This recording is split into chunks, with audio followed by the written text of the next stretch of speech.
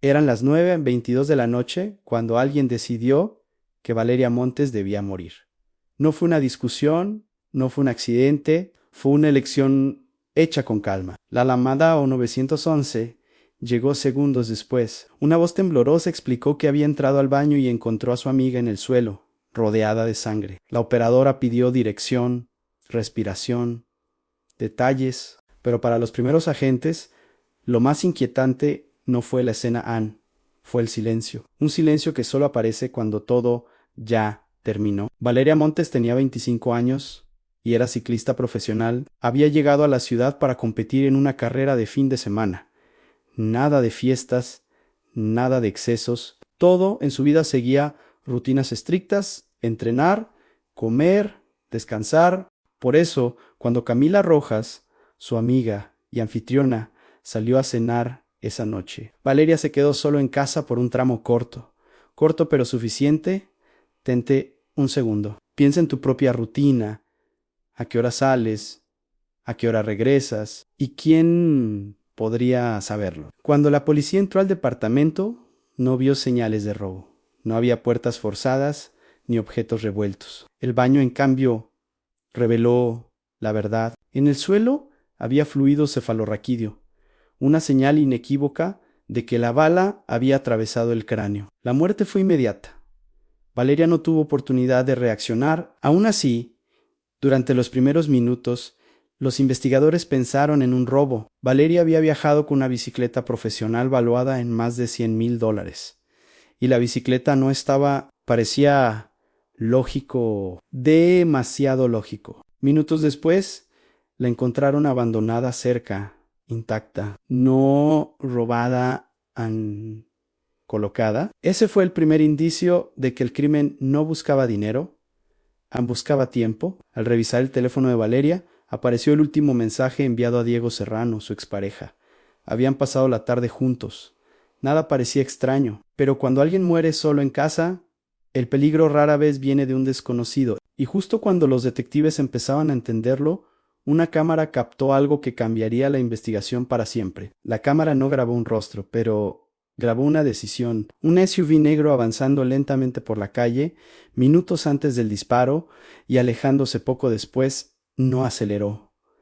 No dudó. Entró como si supiera exactamente a dónde iba. Para los detectives, esa imagen lo cambió todo. Ya no buscaban a alguien que hubiera huido al azar. Buscaban a alguien que conocía el lugar, el tiempo y el momento preciso. El vehículo tenía un detalle imposible de ignorar en un portabicicletas en la parte trasera. Cuando la policía localizó a Diego Serrano para una entrevista preliminar, evitó decirle cómo murió Valeria. Solo informaron que se trataba de un homicidio. Querían observar su reacción. Diego parecía afectado, pero algo llamó la atención. Evitaba el contacto visual y respondía con frases medidas, como si eligiera cada palabra. Diego confirmó que había pasado la tarde con Valeria. Nadaron, tomaron algo, hablaron. Luego la dejó en el departamento. Dijo que no discutieron, nada fuera de lo normal. Pero ser el último en verla con vida lo convirtió automáticamente en persona de interés. Horas después, los agentes visitaron su casa, y ahí estaba el SUV negro estacionado frente a la vivienda. No era el vehículo principal de Diego. Él explicó que pertenecía a su pareja actual, Lucía Álvarez. Ese dato transformó la investigación en algo mucho más complejo. Ya no era una línea recta, era un triángulo. Los detectives descubrieron que Diego y Lucía habían terminado meses atrás. Durante esa ruptura, Diego mantuvo una relación breve con Valeria. Después volvió con Lucía, pero siguió en contacto con Valeria. Ese hecho no es un crimen, pero es el tipo de información que en un homicidio cambia el ángulo completo. Y si en este punto piensas que todo apunta a un arrebato emocional, estás equivocado. Las cámaras mostraron el SUV siguiendo el trayecto de Diego y Valeria como una sombra. Redujo velocidad, giró cuando ellos giraron, entró por un callejón para evitar cámaras directas. Eso no es casualidad, es vigilancia. Mientras tanto, Camila Rojas fue descartada como sospechosa tras una prueba negativa de residuos de disparo.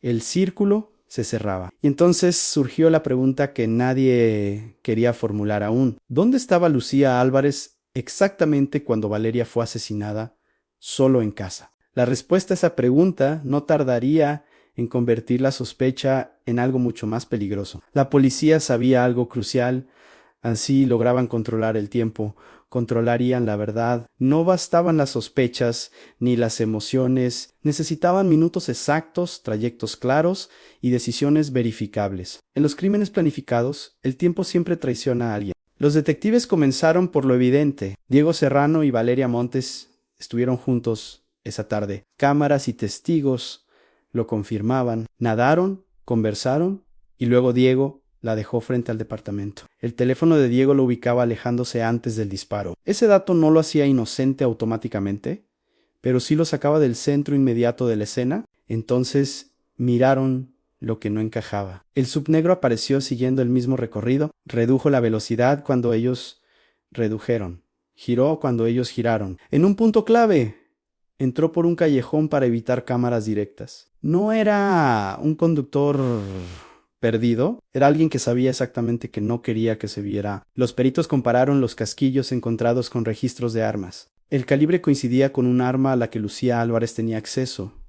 Además, no hubo señales reales de robo. La bicicleta abandonada funcionó como un señuelo, una distracción diseñada para ganar tiempo mientras la investigación miraba en la dirección equivocada. El elemento humano terminó de cerrar el círculo. Diego describió a Lucía como una persona celosa, controladora, capaz de revisar teléfonos y exigir explicaciones constantes. Había cambiado nombres de contactos para evitar conflictos. Ese comportamiento por sí solo no es violencia, pero sí revela obsesión y necesidad de control. Y aquí es donde todo se rompe. Cuando los agentes fueron a localizar a Lucía para detenerla, descubrieron que ya no estaba en el país. Había salido utilizando documentos falsos aquí. Eso no era pánico, era planificación posterior al crimen. La policía revisó correos, reservas y cámaras de aeropuerto. La vieron caminar con calma hacia un vuelo de ida. Ningún boleto de regreso, ninguna duda. Pero lo que Lucía no sabía era que huir no borra una línea de tiempo, solo la completa. Y mientras los detectives preparaban el siguiente movimiento, ella estaba a punto de cometer el error que terminaría por sellar su destino. Lucía Álvarez creyó que desaparecer era lo mismo que empezar de nuevo, pero huir no borra decisiones. Solo confirma que fueron conscientes. Mientras los detectives en Estados Unidos cerraban la línea de tiempo, Lucía ya había cruzado fronteras usando documentos falsos, no improvisó, cambió rutas, evitó usar tarjetas, eligió destinos donde nadie la conocía. Para la policía, eso decía más que cualquier interrogatorio. A quien no tiene nada que ocultar, no huye de esa forma. Los investigadores revisaron su historial digital, correos electrónicos, reservas, búsquedas. Descubrieron un boleto de ida, ninguno de vuelta. Cámaras del aeropuerto la mostraban caminando con calma, sin prisa, como si se tratara de un viaje planeado desde hacía tiempo.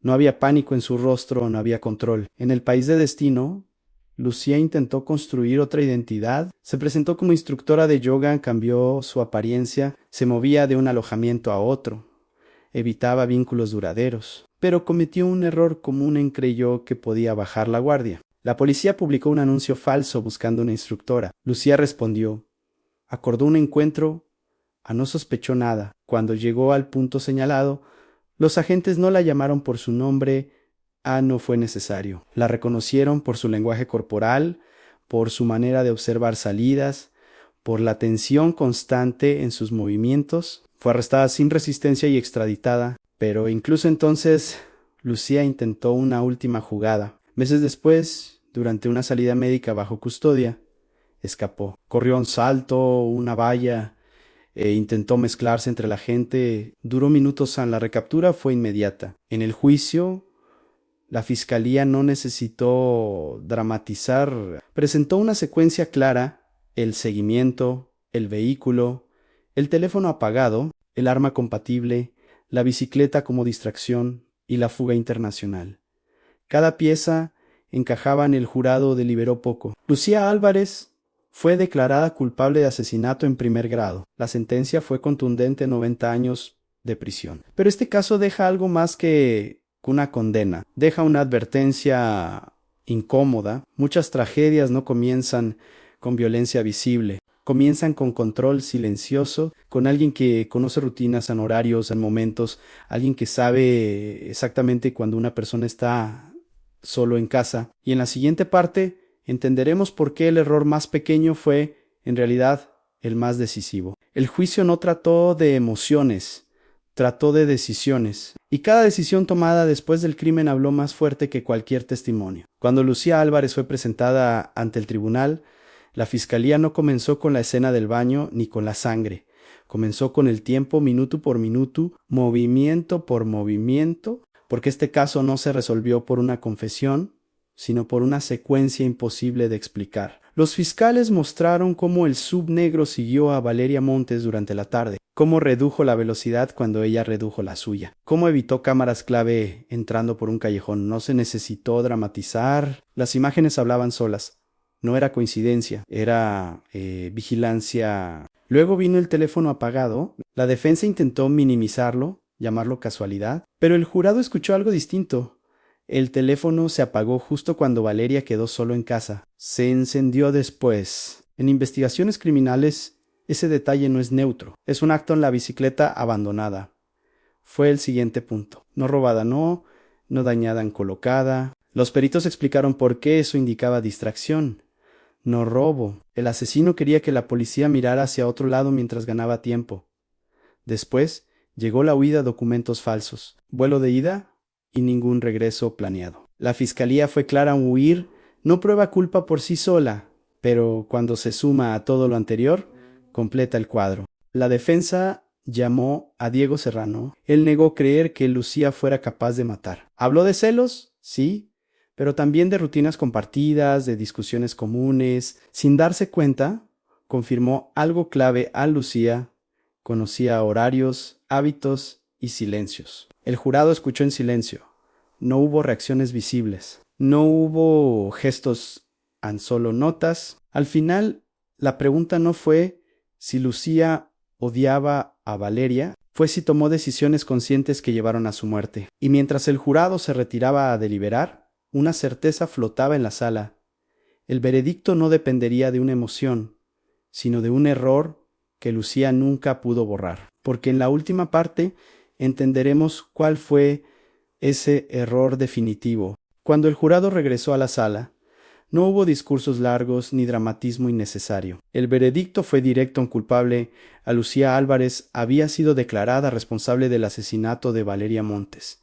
La sentencia llegó poco después, 90 años de prisión, no por una teoría, no por una sospecha, sino por una cadena completa de decisiones comprobadas. Seguimiento, planificación, ejecución, encubrimiento y fuga. Todo encajaba sin dejar espacio a dudas razonables. Para los investigadores, el caso dejó una lección clara. El crimen no comenzó la noche del disparo, comenzó semanas antes, cuando alguien decidió vigilar, controlar y anticipar cada movimiento de otra persona. El asesinato fue solo el último acto de una obsesión que llevaba tiempo creciendo en silencio. Durante el juicio, la defensa intentó presentar a Lucía como una mujer confundida, emocionalmente afectada por una relación compleja. Pero el jurado vio algo distinto. Vio a alguien que apagó su teléfono en el momento exacto, eligió rutas sin cámaras, colocó una bicicleta para desviar la atención y huyó del país con documentos falsos. Esas no son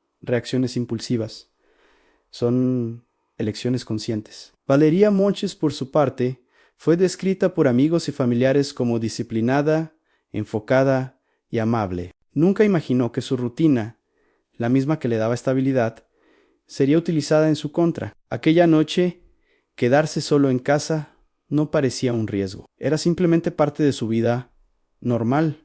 Ese es el detalle más inquietante de este caso. No hubo una advertencia clara. No hubo una discusión pública. No hubo una amenaza directa. Solo alguien que sabía demasiado y decidió actuar cuando nadie más estaba mirando. Hoy, Lucía Álvarez pasará el resto de su vida tras las rejas.